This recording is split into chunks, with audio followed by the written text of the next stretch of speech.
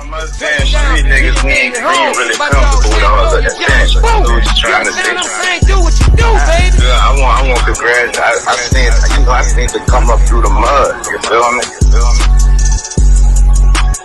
Real. Yeah. I'm saying, like I said, I used to be top. I'm one of the ones. When that nigga said he had a phone, his whole joke, and I'm looking at the screen like preach, cause I was on the phone with him. You feel me? So you know what I'm saying?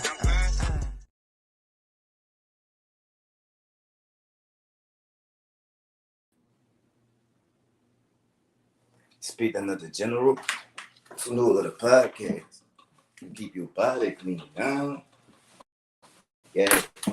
What's up, y'all? This is another week rundown. You heard me with Pete, another general. OG couldn't make it tonight, but I got my other elder in the building, and you know who better to take the elder place than another elder? We got Miss Reggie B in the building. You heard me? Hey, Miss Reggie B. The General. How are you today, sir? Man, I'm having a very tunula day. I'm having a very tunula evening, and I hope you are too. I am. So you ready to kick off the news show? I am ready to kick off the news show. All right, here we go. So we're going to start off on a positive kick, you heard me? New Orleans marks 13th day today with no homicides. What you think about that? It's a great thing. So either they all locked up or they all out of town. Because the Saints is not playing. You know, I've heard statistically the crime goes down when the Saints are playing. Saints, yeah. Well, when because everybody's watching the game. So it got to be one of those three or all of the above. How about that? I think it's a marvelous thing. However, 13 days that crime has gone down. Not crime, just no homicides. Okay, no homicides. And that is it's a good thing. Mm-hmm. But however, statistically as well, the holiday season is very heightened for homicide, domestic violence, and child abuse. There's a lot of things that go on in the home. All the games from gambling, who wins, who losing. You know, money get tight. I don't have enough for the gifts. Trying to live up to other people's expectations. Trying to buy for everybody. You know, there's a lot of things in finances, mental health. All of those have a lot to do with it. So I'm gonna say all of the above, and I love it. I'm great. Well, I hope it'll be another 13. We was gonna get into some tips on how to have a safe holiday later, but we might as well get into it now. But I'm gonna comment on that first. You heard me? Maybe you know all the beef handled. You know what I'm saying? Maybe whatever happened, people got they get back or woo, and they leaving it like that. You know what I'm saying? Maybe it's nothing to get into it with right now. You know? Well, you know, when we talk homicide. Well, let me start here. And this is just my 1 cent.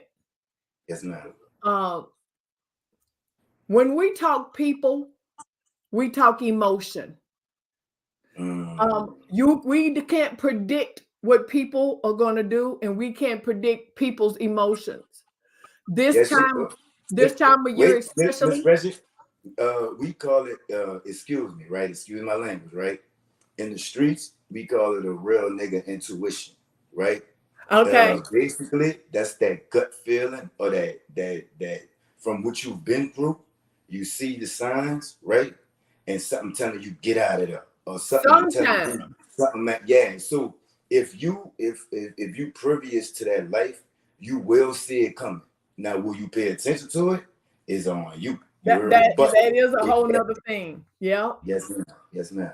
And sometimes you know, depending on where you are in your mental space, you might not override the gut instinct. We override our gut instinct all the time. This is how we get in trouble. Because what happens after we get in trouble, have to go to court, have to pay them fines, have to do time or whatever it is. I should have followed my first mind.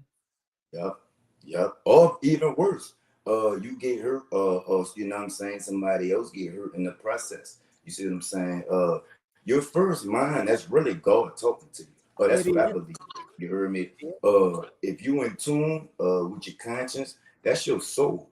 You see what I'm saying? That's just what I believe. And when you hear that little voice in your head, that's God. You see what I'm saying? Now that's the streets talking too, because of your, your experience. But at the same time, God got his hand over you and he telling you, look, it's time to move up. You know what I'm saying? But on the 13 murders, that's cool. That's cool. At any time it could go down. Like, I'm a realist, right? So, yeah, let's have 13 more, but let's celebrate the 13 that we had. You well, one of the things that I didn't mention is then is law enforcement strategy part of the equation. No. I don't know what parish it is or what I'm gonna say county for those who may be watching that's outside of Louisiana that don't know what parish is. It's like counties. So I don't know what particularly if it's Orleans Parish, Jefferson and Orleans, all of them, St. Tammany, they all kind of go hand in hand because people flow freely through them. We ain't hand in hand with them. We New Orleans, down here. So is it a strategy? Is the NOPD strategy part of the equation as well? We do have a new police chief. Yeah, shout out to that do sound funny coming from me. But shout out to new police chief. But I just think that you can never strategize because you never know what's gonna go down in the blink of a second.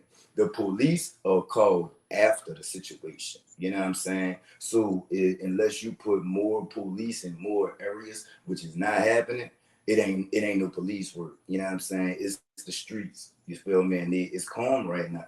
And before I go to looking for 13 more days, I'm gonna celebrate these 13 days. You know what I'm saying? Because that is like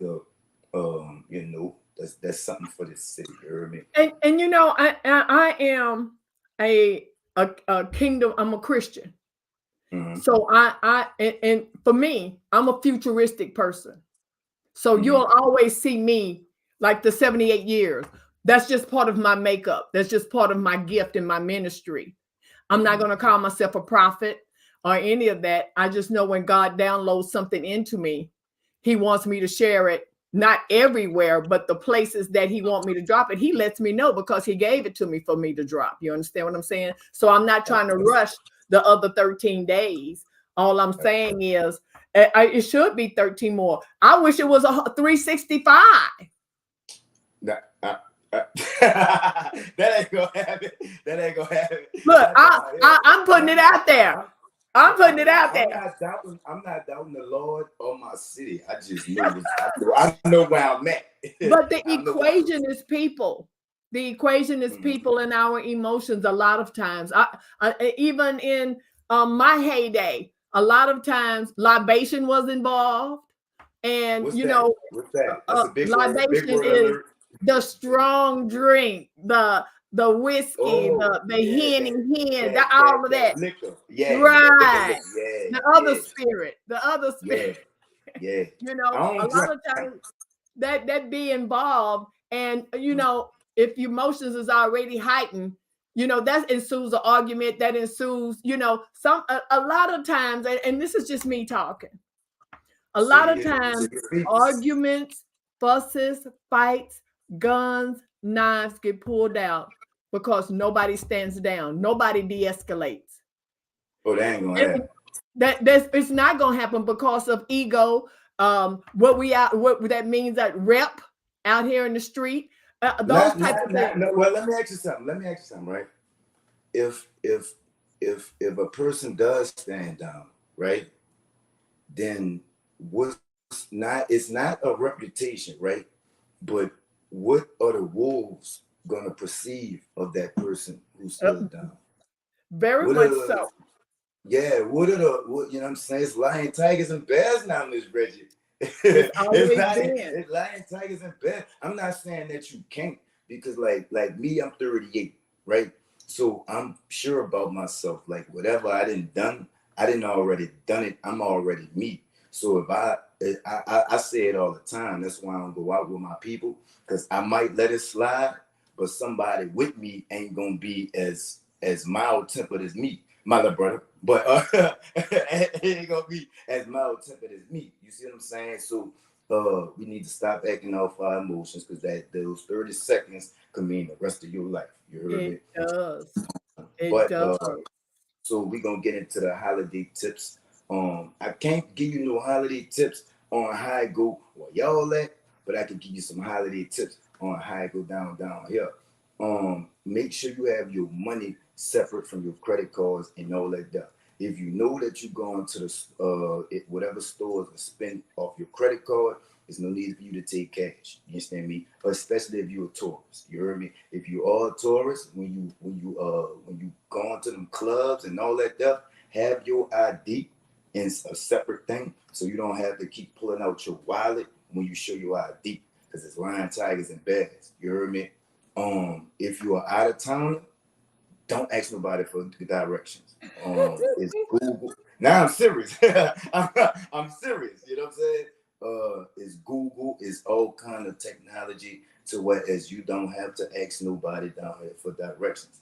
I know that it looks cool, right? But see, around the corner from Bourbon and Canal and them projects around there. Now it may be gentrified and it may be this and maybe that. It may look cool. Them projects around there. Stay from around there. Around 2 a.m., get from out there. You ain't ready for the type of people like especially in on Bourbon and stuff. The type of people that comes out at that type of night, y'all not prepared for that. You know what I'm saying? And it's like the pickpocketing, the robbing, the strong arm. It's all that down here. Yeah, it's a beautiful place, but it got a lot of ugly people and and it could get ugly. You see what I'm saying? So 2 a.m. inside, them projects around the corner. Don't ask for directions. Stop pulling your money all the way out. Have your ID in another pocket and enjoy yourself. And can I add, it's not just New Orleans. Oh yeah. These rules apply throughout the world.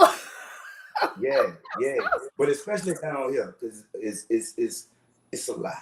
And I'm trying to help y'all, you understand me? Because we get in trouble because, not we, but I'm just saying us, because the tourist is the money.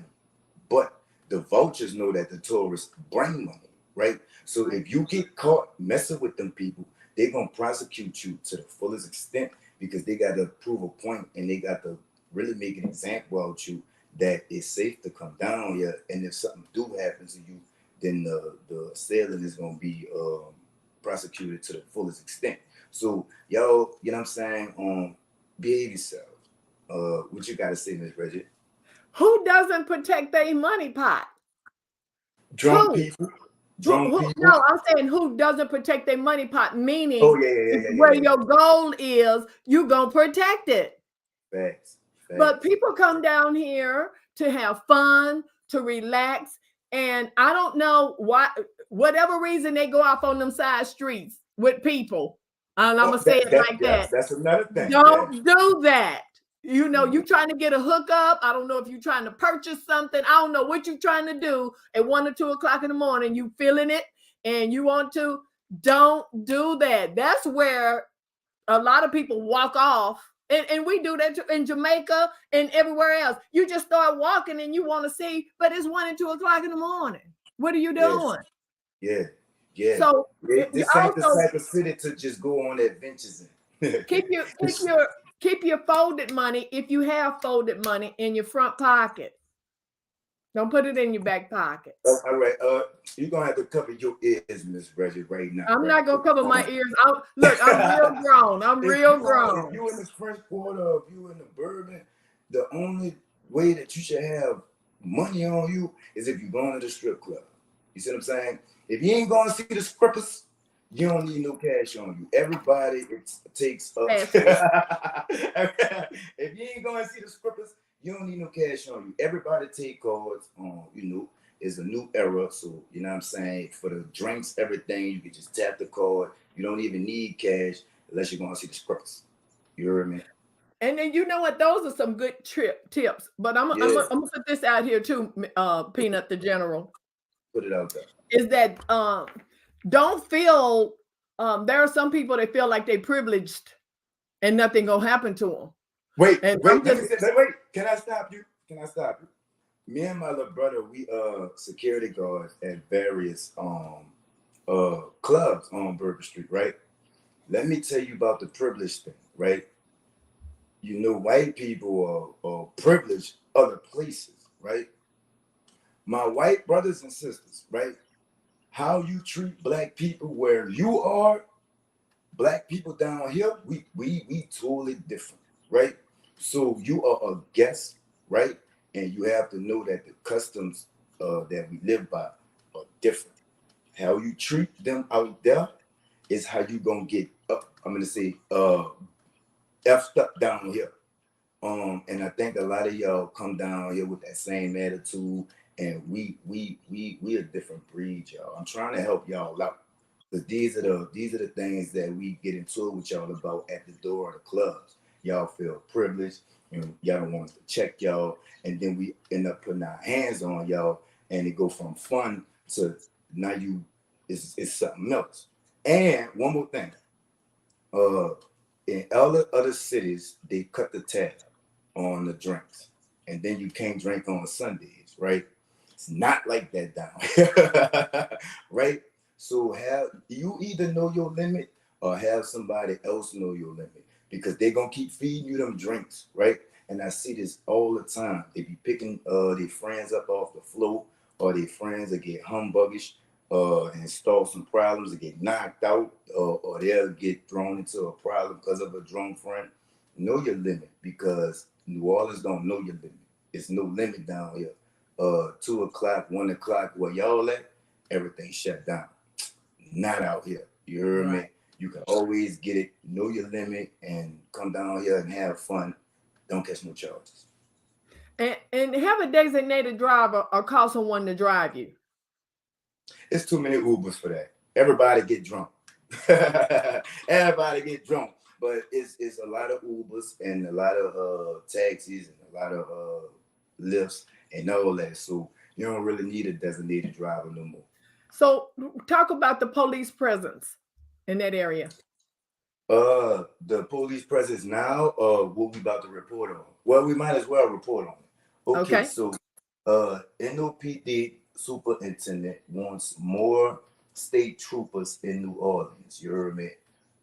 It's been almost 2 weeks. This is my take on that, right? It's been almost 2 weeks. Tomorrow I'll make 2 full weeks without a murder, right? This is New Orleans. It's a violent city. Whatever y'all are doing now, that's what you need to stick with. If you bring other people from other places with other feelings and other ways of doing things here, then y'all gonna mess it up. Whatever y'all doing now, y'all are doing a good job, and that's coming from me. That's coming from me. You see what I'm saying? So keep doing what you're doing now. Don't if it ain't, well, it's already broke and you can't fix it, right? But if you trying to fix it and you getting somewhere, then stay where you getting that. Don't try something new and then be back at square one. That's all I see. What you got to say, Miss Reggie? Well, I'm wondering, is that a particular time frame? Because here in New Orleans, we have a lot of things going on and a lot of events. With the, I'm sorry, go ahead. Yeah, it's the request is for the holidays, but they will stick around after the holidays. They are requesting in the French quarters a full troop of the officers that be on the horses, the horsebacks, right? And that's coming from, and this is another thing I want to touch on. That's coming from the spokesperson of that community. You see what I'm saying? So they come out and they represent their community. They come out like we spoke on the other day. They go to all the town hall meetings and all that stuff that we find boring. They go to it and they get they point across and they touch bases with the people that they need to touch bases with, and they build bridges, and that's why they getting a whole new horseback troop. Well, I'm gonna say this: New Orleans is a place that's always happening, especially in that area. And even though we have, and since this is the news, I don't want to, just like everyone else, police force needs bumping up in numbers. We're getting ready to hit the holidays. Then we're going into the Sugar Bowl. It's people going to be here for the Sugar Bowl already, but right after Christmas. They're going to party to the Sugar Bowl. After Sugar Bowl, we're getting ready for Mardi Gras. And then past that, then maybe they can stand down, but you're still talking another 2 months with 2 weeks attached to it. And it's specifically in that French Quarter area. So I think they need the manpower. No, that's just intimate. They trying to spread it through the whole city, right? But they're gonna start with the new horseback troop in the French Quarter to combat the group that's coming down here for the holidays. Well, when you're in any industry, any career industry, it doesn't even matter what career position you hold. But when you're at such a level that you have a macro view of your city, not a micro view, micro meaning we looking down the street. We can see Miss Holly's house and when you have a macro view, we are the mayor, the police chief, to look and say, we know our numbers. We're going to have 100,000 people descend upon New Orleans over the next 3 weeks. No, I'm just throwing out a number. In the millions. Millions. I'm just throwing out a number. But so they definitely need it because police need rest too. They got to have time. People got people off. Everybody can't work 24/7 just because New Orleans is partying. They have personal lives as well. So they really do need the manpower. And, plus it helps them whether they get overtime and all that other stuff. However, even though the heightened civil rights events that have happened, they have to be very careful, regardless of how hot the temperature is, that we don't become that city. So it's always a slippery slope. They're not, because the other cities just cities. This tourist down here, they ain't gonna mess with that. Well, I'm just saying that you're talking about the police that's coming in. That's not maybe not new, because that was a controversy. Was it last year or year before last about the police presence knowing the people of New Orleans versus police presence, and you just bringing them from Minnesota and they have no clue about the culture, the life, or anything. So that's always been our own suing. But when you need manpower, it's sort of like you running your business. Your business get to where you need employees. And then as your business grow, you need more employees. So they can't not be undermanned in this situation. That's all I'm gonna say about it. I just want to say this, right? Miss Reggie be on here. She advocating for y'all and all that. Y'all know, y'all do your job. You heard me? You got a job to do and do it. You heard me? Yeah. So they all trying to bring it throughout the city, but it's gonna start in the French Quarter. You heard me? So it's all good or whatever. Well, nobody wants to be a police officer anymore. Nobody wants to be an educator anymore. Everybody don't want to be a nurse anymore. That was my era. You understand? When I came through, after the civil rights movement, we've kind of bumped on that before. That doctor, lawyer, Indian chief was my era. You understand? And then when technology came, when I was in junior high school, that changed the game. Now people want to be tech. Speaking of that, Ms. Reggie, do you know like our rights as a people? You mean like constitutional rights or Christian rights, or what type of rights? Like all that, like rights when you get pulled over and all that stuff. Yeah, well, I'm a novice at it. I haven't gone to law school, and I'm just saying novice, meaning I know a little bit. I don't want to. I just asked you that because when you said that, my little antennas be going off. You heard me? I'm gonna bring you in on the latest show, and we're gonna go over our rights because I don't think a lot of black people, mainly young black boys, that's getting pulled over and catching this time, and y'all could be getting out over probable cause and all that there. And you know, if you're on the passenger side, you don't have to talk to them and all that there. But they don't know that, you know. So I would like to bring you in on a later show. And I'm glad you mentioned that. And I'm just gonna say this one little note. When I have an acquaintance with the chief of police, former chief of police Sean Ferguson, and I was in a class with him with some youth one time. And he said, all right, hold on. I'm about to private message you. And he asked, and a teenager asked him that question about being pulled over, and his answer stuck with me. His answer was, survive the pullover. Don't try to, you know, cooperate with whatever they're doing, especially in teenagers, these young people, and let your parents handle it. You understand me? But he says sometimes we get frustrated, we nervous, they, you know, and evidently they be nervous and the gun go off, you know, because we don't have the gun or they think that we reach it for something. But anyway, I'm just going to say this. He says, survive the pullover, then get your parents involved. But it goes deeper than that. You don't even have to let the window down. If it's a traffic stop and a traffic stop only, and you don't have probable cause for anything else, you can put your license and the registration to the window where they can see it, and you do not have to pull the window down. That's if they don't have probable cause to check the car. And you know, we educate all the time, but really what they hear is what they hear in school. You understand? They hear that with the most influence. So when you pulled over and they so nervous, a whole nother thing goes off. But anyway, another time. But I just wanted to mention that since you brought it up. That was some good advice, and his advice always stuck with me, and I share that with other people. And for teenagers and young adults who out there driving, you and your friends, survive the pullover, and then get your parents involved.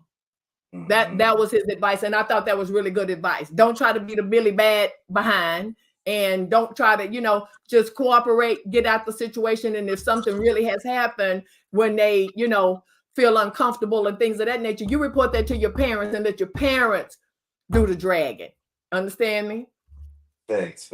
And you know, you mentioned something about being scared and nervous. Nah, what your heart beating for? You in the streets, little one. What you scared of? Ain't no scared.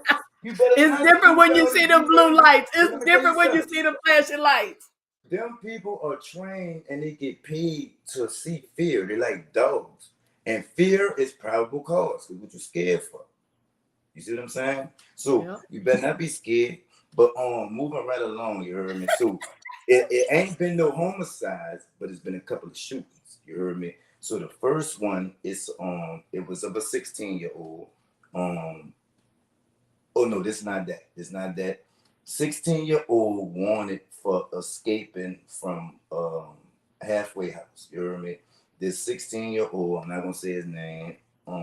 He was sentenced to 5 years for a string of car debts. You heard me? He escaped custody in March. And he has a warrant for his arrest, and he recently, yesterday, he pulled a gun on a woman in the car. He threatened a woman with a gun in the car. So what you think about? I gotta start over. I'm a part of the New Orleans public school system now. You know, and this is, and I'm gonna say it again, this is just my 1 cent. I don't ever want to think anybody think I'm speaking on the behalf of anybody but myself. No. So I do that to bring another generation in to give your opinion. So that's what you want. And they're gonna respect your mind anyway. Well, that's it. So yeah, they gonna respect your mind. Anytime, and I've worked with troubled youth before, even when I was a kid. And one of those, it was well, I don't want to say the name, but anyway, it was for troubled youth. I'm originally from Texas, so it was some of the most felon individuals who had felonies under the age of 16. And I always want to know the story. What was the story that propel them into that. Now, not to be naive, there are a lot of children of us that grow up in just certain households, and I can't say if they were taught that, they will learn that in the street, in their household, schools. I don't know. I mean, the environment in which a person lives. So I'm always want to hear the story first, because the things that not just him, we do comes out from the root cause of something, So is he doing it for money and feeding his family? Is he got siblings that he trying to take care of? Because I know people that's been on the street when they were kids, but they was trying to help the mama who got 4 or 5 other children. So I'm not saying it's right, but it's what they could do at the time to try to help out the household. Is he doing it just because he want money, because he don't have any money? Is he living on the street? I mean, we don't know if he in a foster home, a real home, adopted home. Has he had any other abusive things happen to him that has not, him or anyone else who have not been treated in some kind of manner or don't know God for themselves? So I don't want to, I think it's a shame that we as a society do not have gymnasiums, recreation centers, bowling alleys, roller skate, swimming classes 24/7 for some of these children to do. Boys and girls clubs and all of the other clubs is fine, but when they're open, when they're open, we don't have anybody to sponsor or man security for a nighttime something. These kids and if they want to play video games, that's fine, and want to stay at home. But some of them want to be outside playing ball or whatever. What happened to all of the things that we could elect to do that was safe? What happened to those things? All of that whole well and dried up. So when a person don't have anything else to do, what they say, your hands is gonna be left and your mind gonna be left to his own devices. I always say this. I don't think none of that's gonna work. First of all, it hasn't worked till now, and I'm gonna tell you why, right?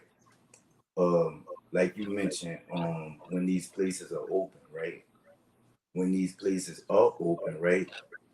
The kids, they do go there, right? But they go right back to that same environment, right? By the time these children are even old enough to attend these places, they already have come up in that environment and have the way that they think. You see what I'm saying? Right. That is just a temporary Band-Aid fix, because they have to go right back into the same environment. If you want to change how a child is, you have to change his way of thinking. In order to change his way of thinking, you have to change where he came up at. Until we start changing these neighborhoods, everything that you just mentioned, all that's gonna do is get shot up in the future. But look at, okay, I'm gonna say it like this, just like the word of God. Wait, everybody is not delivered. Let me say this one thing, right? Wait, let me say this one thing before I forget, right? They closed down Toys R Us, right? That should let you know that these ain't no kids no more. So you talking about a gym and rec centers and all that, right? Would they even go? Well, even if not, you got a generation coming up behind them. This generation, like how you say, right?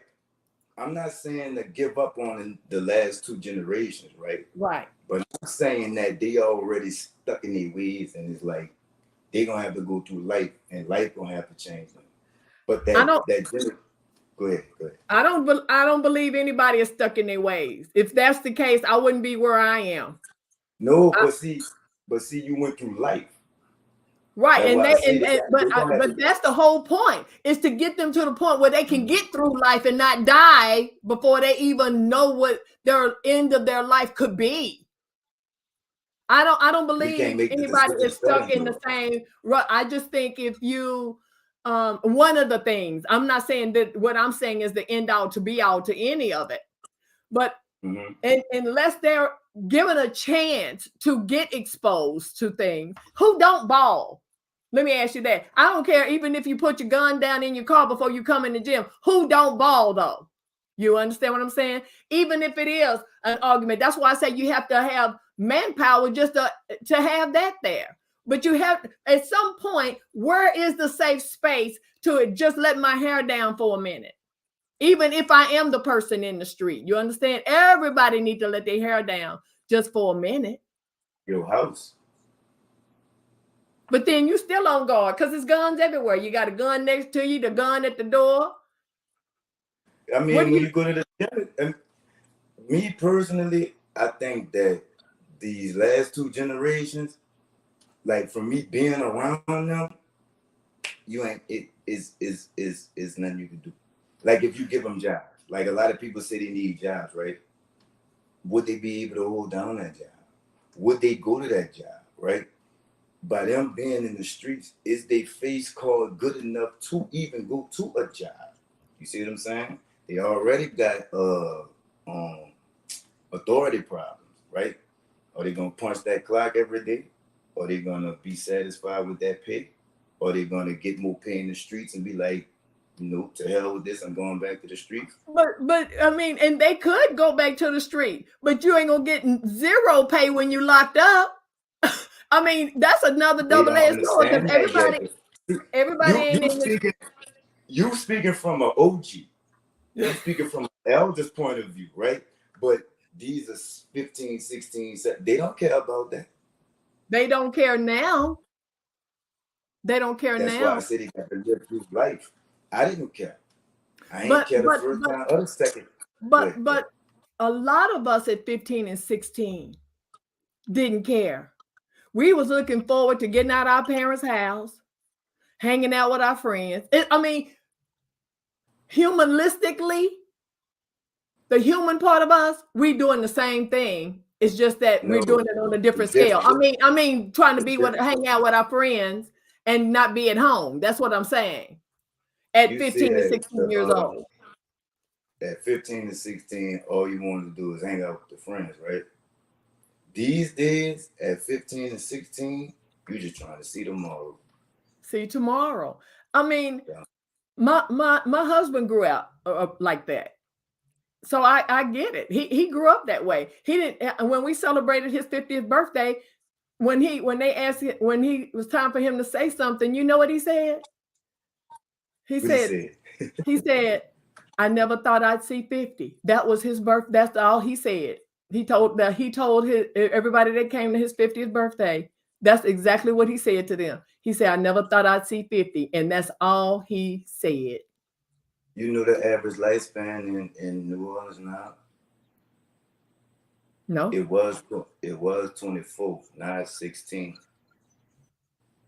And then it depends on if you are an African-American woman and an African-American male. Because African-American males' lifespan is drastically short. We know what we got to do though? We got to stop putting ourselves in situations to get killed. Well, we got to stop putting ourselves in situations that you're gonna have to kill somebody else. And you know what? And there's another category. When you hunt it, let me just put that out there. When sometimes when people are hunted. Yeah, I know all about it. But okay, that's a whole nother category. What did you do to be prey? Well, we just talked about being pulled over, didn't we? Sometimes you thrown in it, right? Like when a family. That's all I'm saying. That's all I'm saying. But a lot of the times, people throw themselves in it. Them old, I wish I would have been there type people. Or if I would have been there this, or if I would, them type. You see what I'm saying? Well, I don't think everything is clean cut and dry. I think it's too many. That's why I said people and emotions are always unpredictable. You don't know how a person is going to respond until you in the thick of it with them. And that can happen. things pop off like that.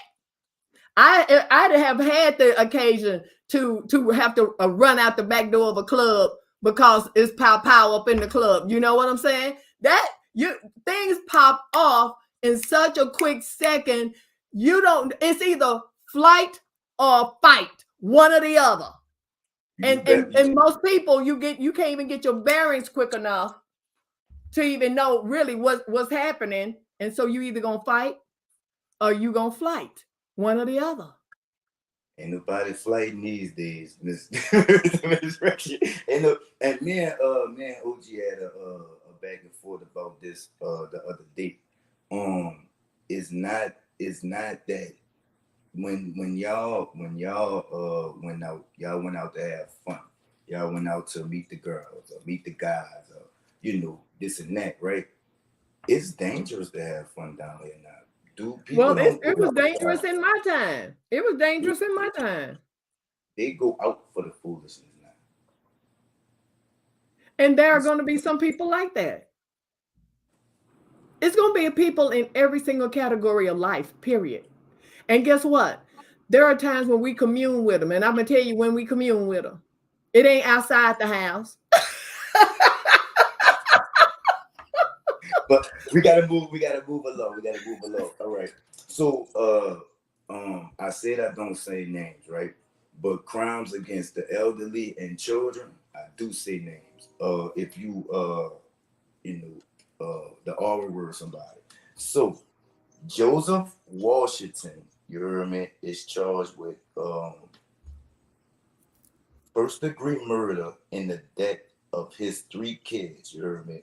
He appeared in court yesterday. He's accused of setting his ex-wife house on fire with the children in it. With the kids inside. He hit court yesterday, and his trial started. What you think about that? Anytime anybody is hurt, it's a sad day. It really is. And then for 3 innocent children. His children. Right. 3 innocent children. And I know they were his, but they were just caught up in a whole nother situation. That was between 2 adults. That should have been just between 2 adults. Even if you got to go sit them on the front porch of somebody else's house, or walk off. They'll get up and fix to take breakfast. You know what I'm saying? Mm-hmm. But that is just a crime against humanity on every scope of and then does it make it better or does it make it worse in any length of degree because they were his own? A lot of people don't realize this. Psychologically, and I'm not a psychologist, but a lot of people don't have the same threshold of feelings that everybody else have. You understand what I'm saying? There are some people that they can talk and walk with you all day long, but that doesn't mean that they have the same feelings, the same depth of feelings that you have. There are a lot of people who have just surface feelings for whatever reason. This is in the Bible where they talk about the hard heart and no matter what the seeds that's thrown on it will never grow root. There's a lot of people that don't have the depth of feeling and the depth of the emotion to empathize and sympathize with people. I'm not going to say they're emotionalists. I don't know what the medical terminology is for that, but there are a lot of people just don't have that depth of emotion. And whether we with them or not has anything to do with it. It is sad. It's very sad. Anytime anybody commit a crime to kill somebody else, it's a sad day. Any situation.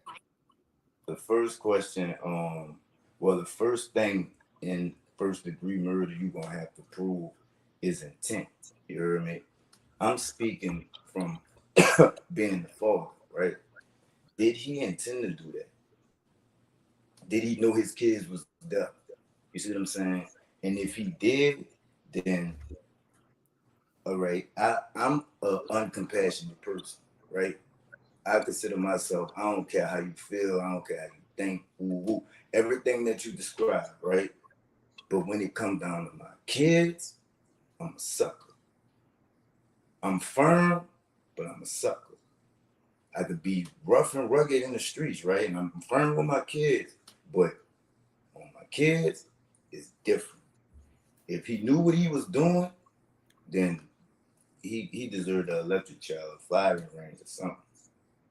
Because that's his kids. I think that does put an extra, on it. To kill anybody is wrong, but your kids, and burn. Well, and for me, on certain levels, and I'm just going to say it like this. When you have, and I'm not speaking for that situation, I'm just saying in general, a lot of times people will hurt you or think they're hurting you where they know they're going to hurt you the most. Yeah, that's why. Sometimes you can be on that tip right there. Some people are on that kind of tip. You understand? And they're going to hurt you where they think they can hurt you most. And some at any cost. And it could be different variables on how they do it. But somebody, if they're really intent to hurt you, they're going to figure out a way to hurt you. Emotionally, physically, mentally, all three. And that's just another aspect to add to this puzzle, because there's, like I said before, people and emotions are unpredictable. Because I call it the big squeeze. You get the big squeeze, meaning that you feel trapped or whatever mentally is going on. When all of that right there make you want to blow your brains out. When you're going through, I mean, I don't know if anybody has been through it. You will know when you are in the big squeeze, because you can look at yourself in the mirror and you can't even identify the inside or the emotion that you feeling, but it fades away in such a way that you like, okay, was that really what I thought that was? Because you just thought you were going to either lose your mind or kill yourself in that moment, because you felt like trapped on all sides of life and there's no way to get out. And I don't know, because that's just another aspect of the puzzle to put in the blue sky of the puzzle. The one you can't really tell, but you're still trying to fit them all until one fits. That's all I can say. There's just too many elements for anybody to understand any level of that until the person that may be speaking. Let me ask you this, and I'm gonna let you. You know what my daughter said this last time? Let him talk when you. But she said, "Give him a." She said, that's what you're here for. Take a breath. You're here to hear your side of how you feel from an elder. Where was I going with that? Too many aspects now and missed my place on where I was going with it. You were about to ask me something. And blow your, okay. Go ahead. It'll come back to me. All right. Let me get my take, right? You're a very optimistic person. You know what I'm saying? You thinking of an elder. So, I'm thinking of my generation. So I'm going to, speak from my generation. If I want to hurt you, I'm going to hurt you, right? Figurative speaking, if I can't find you, I'm going to get your little pot. I'm going to get you.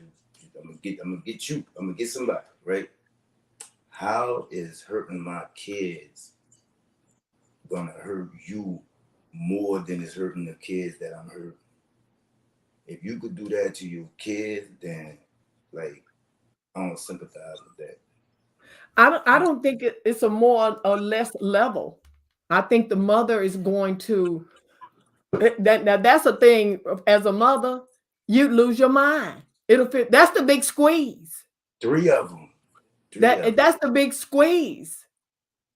So I know I hope she's under some psychiatric help or something, because then now you not only lose the husband and lose the kids, she done lost her family. Well, it was the ex-husband. So she hadn't already left him.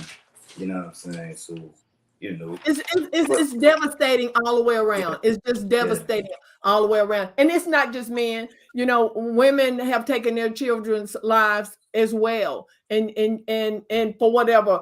But I'm not trying to minimize what could be going on there, but calling it the big squeeze. And I say that only because I felt it before. And that's what it felt like to me. Like I was being squares inside.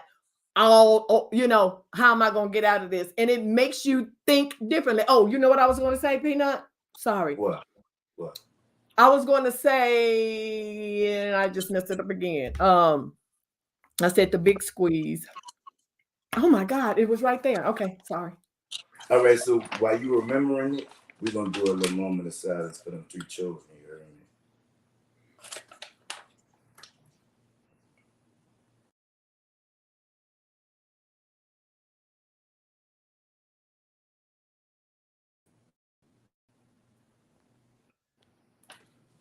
All right, you ready? Blackout. That's what I was going to say. Sometimes. Oh, all right, yeah, like a rage. Right. Yeah. Yeah. I don't feel that. It don't matter if you feel it or not. I'm just adding another piece of the puzzle to the blue sky. Your own kids, though? I don't know. I don't know the person. I mean, I'm not trying to justify it by any means. I'm just saying there are a lot more elements to it. I'm not condoning anybody killing their children. I'm not condoning that at all. It's just unfortunate. It is for both families. But all right, moving along. 16-year-old boy struck by a stray bullet. Gunfire erupted outside his home, and the bullet came through the wall and struck him. What you think about that? That was wild. Even, you know, I've been saying this for the last couple of days without even knowing it. Even with our best intentions, things still don't go right. How you can be sitting in your own home on the couch, minding your own self business, and that's anywhere. And a straight bullet comes through. It's just mind blowing how that even happens that way. But you know, bullets have no names, and unless you directing it at somebody or you just spraying it, bullets can go anywhere. If it came through the wall, it had to be a big gun. It had to be in close proximity for the penetration, depending on what kind of bullet. Because they got some bullets out there now that'll penetrate a tank. You know, if you got the right bullets. Yep. But you know, it's an unfortunate incident. He didn't die, but he was still struck, and you know, it's just unfortunate that an innocent bystander and a child was hit by a straight bullet. Very much so. Yeah, something he had nothing to do with. All right. Treme Center neighborhood. They hold up. Treme Center. The 700 block of Russia Blade. It was a police chase. They had a call that a man had went to sleep in the back of the car, right? I'm not meant to sleep. He was stalled at a red light. So when the police pulled up, they saw a unrestrained 2-year-old in the car. Dude woke up, immediately ran. It was a quick pursuit. He was apprehended and taken to the hospital. So they must have beat him or something. You hear me? But that happened in the Treme neighborhood. What you think about that? Well, where's the kid? You know, that the kid, a 2-year-old kid in the back. And you know, there's controversy about police chase already. It has been for a long time. You know, he was asleep in the car. Is that what I heard you say? I heard a just of a story on the news. They say he was unresponsive at a red light. So I just, you know, I say he was asleep. and he had a 2-year-old. He could. I have pulled up next to somebody who have nodded off, but neither here nor there. People take medication all the time, and I'm not trying to justify it, but what did he do wrong? Well, the police was called on him, so he had to be there for a little minute. You heard me? So they just saying somebody sitting at the light too long, and nobody probably ever saw the kid. And when the police came, I just shared with you too. Yeah. When you see them blue lights, you get. And we reported Monday. It was another police chase involving a woman with 2 kids in the car. When the police opened fire on the car. Yep. They did. They did. What you? So I'm gonna say this. I respect law enforcement 100%. I respect them to the highest. I'm just not sure of where we are when it comes to managing, when we're out there. I know some police officers, and I don't know if when you pull up on somebody, what's the expectation, what's not the expectation, So I don't know if it's too quick to trigger sometimes. Can it be de-escalated? Until I'm there on the scene, I'm just going to say some things you have to know the whole story. I can't.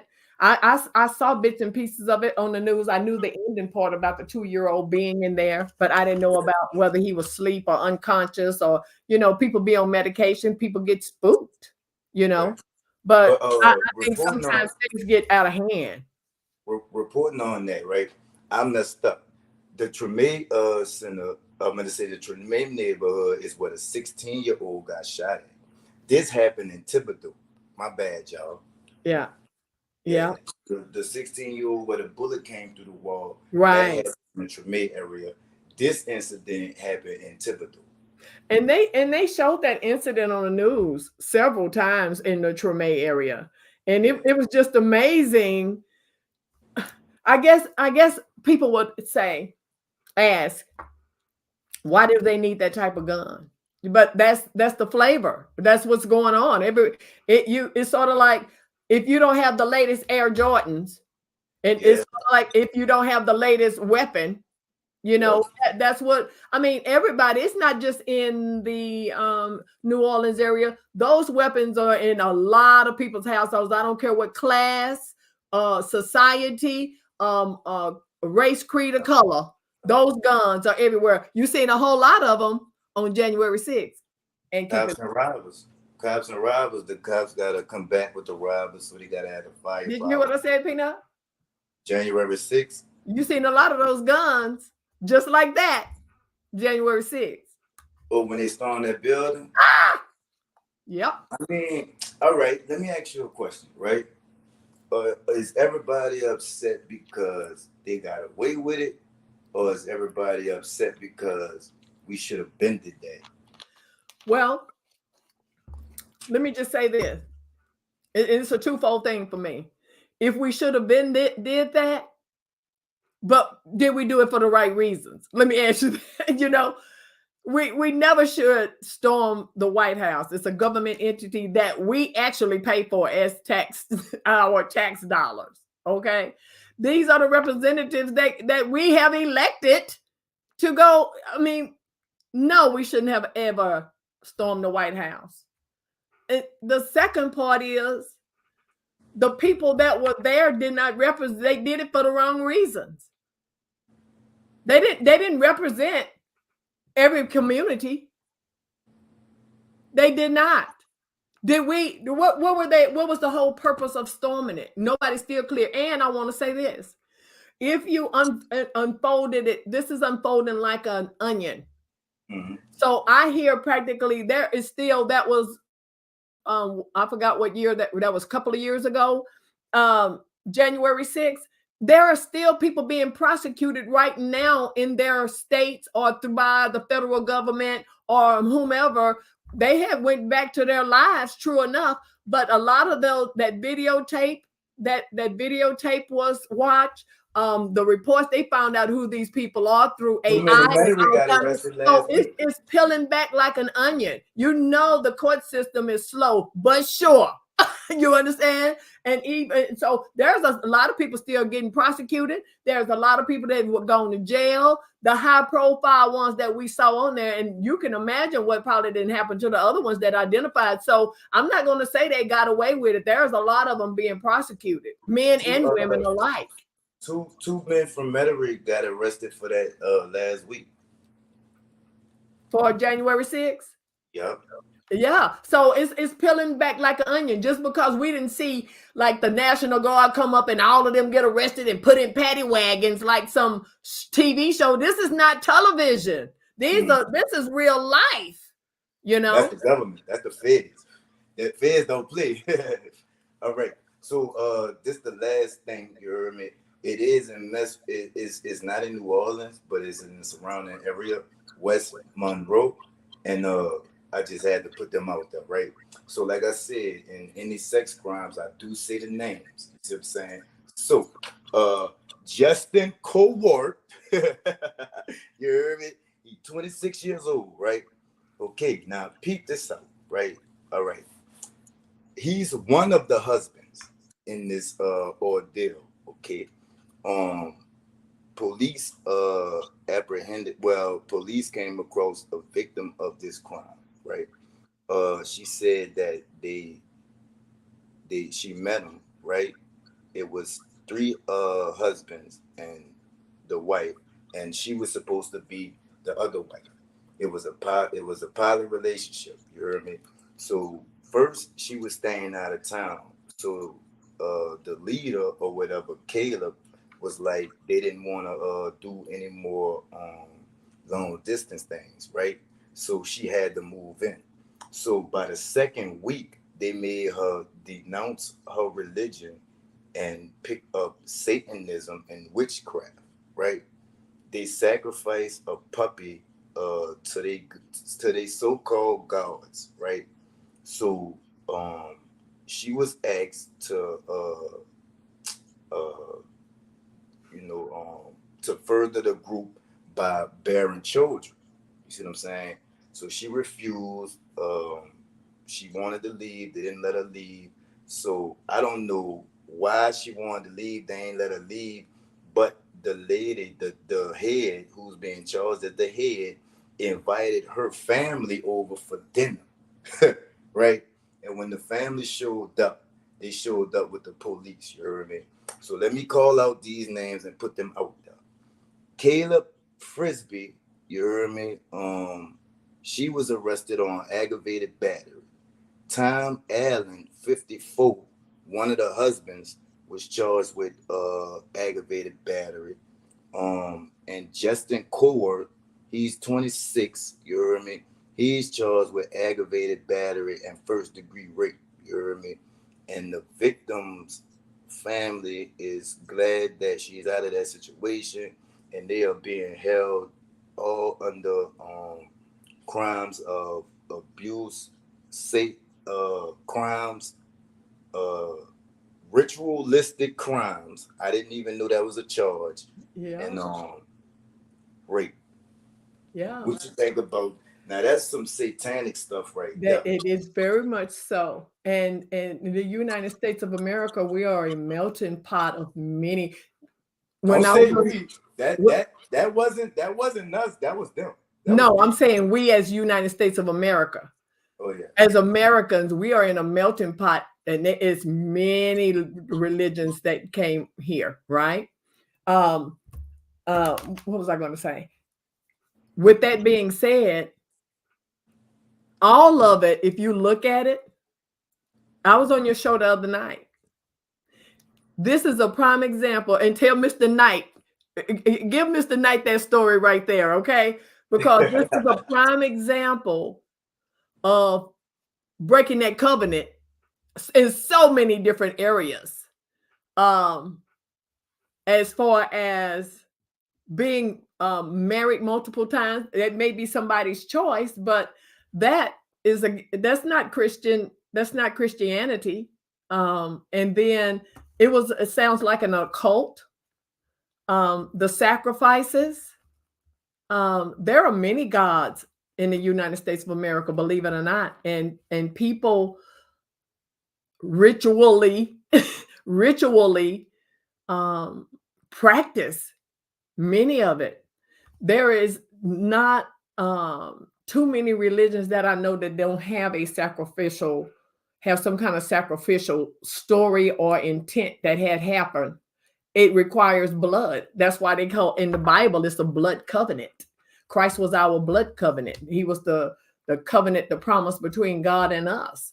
So, to sacrifice means that you have to give up some blood somewhere. The Indian used to, if you're going to make a promise or a covenant with them, at least on the movies, they would cut their hand and they would do the blood by shaking the hand.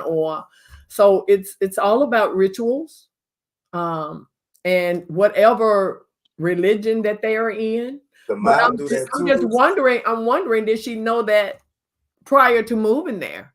Because they could be on FaceTime like we are, if you're a husband and wife. She said that it was a pilot relationship at first, but then they said that they wasn't rocking with the long distance thing. So she wasn't forced to move in, but she was forced to make the choice. So she stayed on her own account. But within the first 2 weeks, they made her denounce her religion and pick up witchcraft and Satanism. And see, just like any other religion, it has to be practiced. So it was probably already being practiced before she arrived. Something like that, you just don't pick up just because you got visitors. I'm gonna say that. So she walked into something. This is what I call the Venus fly. When I'm teaching and at retreats and groups, this is what I call the Venus flytrap. Yeah. The Venus flytrap sits there all pretty and unique and weird, and everybody's just interested in it. And so is the insect, the fly. And like it can sit there as still as possible for a long time. And you keep buzzing around, nothing is happening. And finally, it does this. And that's that other aspect. Sometimes we walk into things that's already happening. But I'm gonna just share this with you. There has to come a time, and I share this with people all the time. You have to have the power of no in your gut sometimes. We talked about listening to your first mind, listening to that gut instinct. We have to give ourselves the privilege to say no, even when it's especially when it's against our best judgment. Listening to our gut. We have to learn the power of no, but we don't, because we want to people please. We want to, be in with the cool kids and all that. But at the end result, whose life is really getting hurt behind it? So until we get that power of no, and there are many people that don't. Even some of the people that you think is the strongest when it comes to their personal lives, they can't tell a person no, or they can't, express the word no, even against their better judgment. We have to know that we have that authority and power within us. It may cost us, but if we don't, what is it costing us? But you know how deep it get though. When we was young, right? I was willing to die for one of my little partners. I was willing to do whatever I had to do for him too. You see what I'm saying? So it's not just a thing of being with the crowd, being with, won't be down.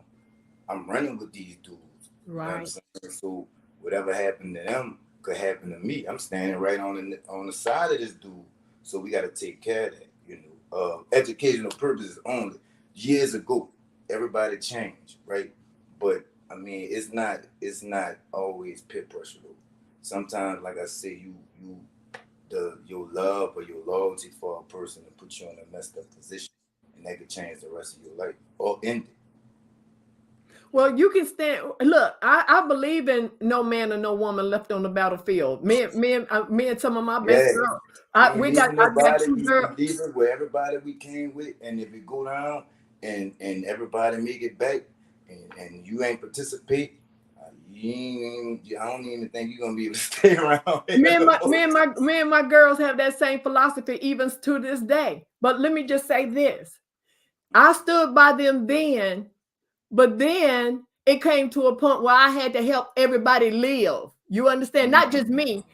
We can stand together in the trenches, in the street. But at some point, can we still be them same people who stand to live for something else later on? You understand what I'm saying? So you still got to be that same, you still take that transfer, that same authority and that same power, and have to learn how to live. Not just, I know how to die. Can you know how to live is the question. Do you even care? Well, maybe you do, maybe you don't, but I can tell you like this. Everybody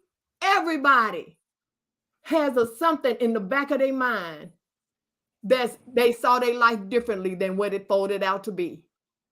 A lot of times, I'm going to say that. What you wanted to be when you grew up, Ms. Reggie? Believe it or not, I wanted to be on television. Yeah, you know, when I sat down with you and I said, "Oh my God, I wanted to be a journalist," and I did not. You know why? Hanging out with my girls. I did not. When I changed my major to business to hang out with my girls at university. You hear me? So I know how it is to be that thick. So I look back at it now. I mean, business has served me well, you know. However, I always wondered if I would have pursued in journalist, could I be on CNN or any of those other, but I didn't pursue it. And you know why? And I'm not faulting my girls, and I love them, but I did not pursue. And this is a word to the wise, what you was just talking about. We can hang with people so tough, but then where is our dream? You know, I love my girls to the end, but I'm quite sure we all left something on the cutting table. So I wanted to be a journalist for a news. And I always said, I'm going to take communication. I'm going to take communications. And I told everybody I'm taking communication because I wanted to be on the journalist. I wanted to be on the news. I wanted to be on TV. And then when it came down to it, and by the time I got to university and I found my two best buds, we all went into business. But then one did transfer out to live her dream as a nurse. We was at HBCUs. So she transferred to another HBCU to follow her dream in nursing. But, you know, that just goes to show how involved in a relationship you're going to be, that you don't want to leave it. And then these are just my best girlfriends. That's who they are. They're like sisters to me. So that's how I know how thick it is, because we didn't fought before, taking up for each other. But then it came to a point where I said, we got to also live life. So how do you help each other live life then at that point? But anyway, I'm going to digress, because I got a whole nother segment about trying to get people out the streets, because that one, anyway, but I'm the wife. But I want to talk about that and how we get our men out the streets. You understand what I'm saying? Because that'll crush you. That'll crush you. That'll crush you. Yes, ma'am. And it costs you. And it costs you. We go get it. Won't you leave your last thoughts on everything that we reported on, and give your thoughts and sentiments as an elder of the community to all the youngest of the community? I will say that anytime there's a death, anytime there's a homicide, anytime children are involved, mothers, fathers are involved, it is a sad day, no matter where you live in the world, no matter where you live. My heart goes out to every parent, anyone, especially in this holiday season, who have lost a loved one, remembering a loved one, visiting a loved one, their loved ones are locked up for whatever reason. I empathize and sympathize with you wholeheartedly. And I pray resources are released to you, that you get everything that you need in order to sustain life so you can move forward in life. I pray that all of that happens. I am glad that the NOPD's statistics for the last 13 days have been healthy. And I pray that even beyond here, with all the events that's coming up in the holidays, whether it's the French Quarter or anywhere in the world, that everybody be safe. Be safe. Check your emotion. De-escalate. Okay? I'm not saying not to have fun, but do you really want to take a life? And why? We talked about being pulled over. When you pulled over, no matter what age it is, and I'm gonna still go by what the former New Orleans police chief said to a group of kids that I witnessed myself: survive the pullover. Survive the pullover. If you think your life is threatened, if you think you're uneasy about things, do what the officer asked you to do. And then if there is something wrong, if you're underage and a minor, report it to your parents. Let your parents fight it. And if you're of age, then wait and call in a report on the officer. Take the officer's information. But that we should get to a place, and I'm not saying it in a negative way, but positively get into a place where we shouldn't even be being pulled over. How about that one? I don't want a ticket. I don't want anything. But out in the incidents and the events that happen in the world, in New Orleans, are very striking, very unnerving. People in the communities are devastated. They're horrified. A lot of these people are New Orleanians. You know, they have to live in these communities. They don't want to be identified on the news or any other news source. All they're trying to do is live their lives and live their lives in peace. When you're sitting there and you're in your living room watching television and you still get hit by a stray bullet, that means that crime is escalated to the point that no place is safe, not even in your own home, not even in your own home. So what do we do about it?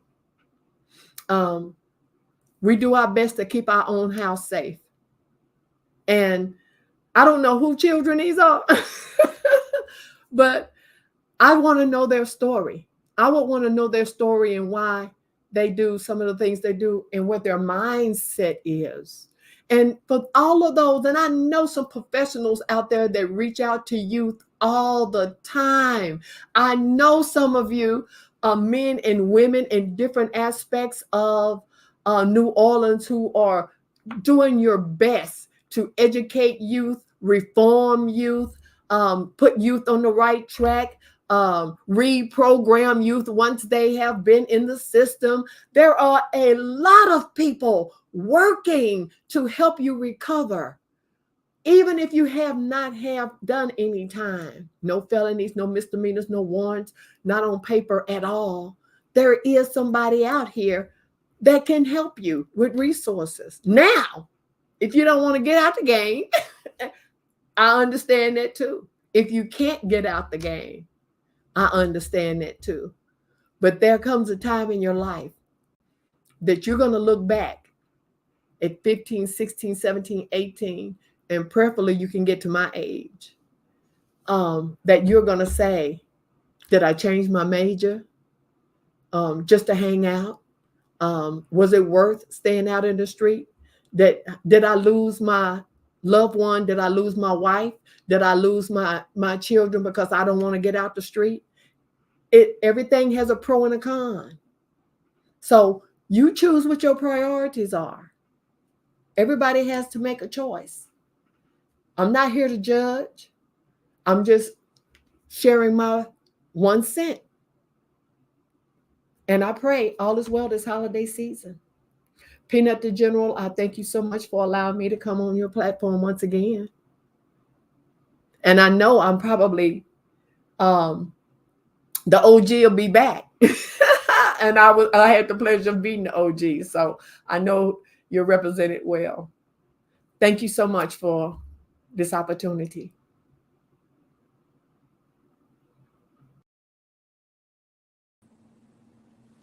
Speaking of the general, too new to the podcast. You keep your body clean, huh? Yeah.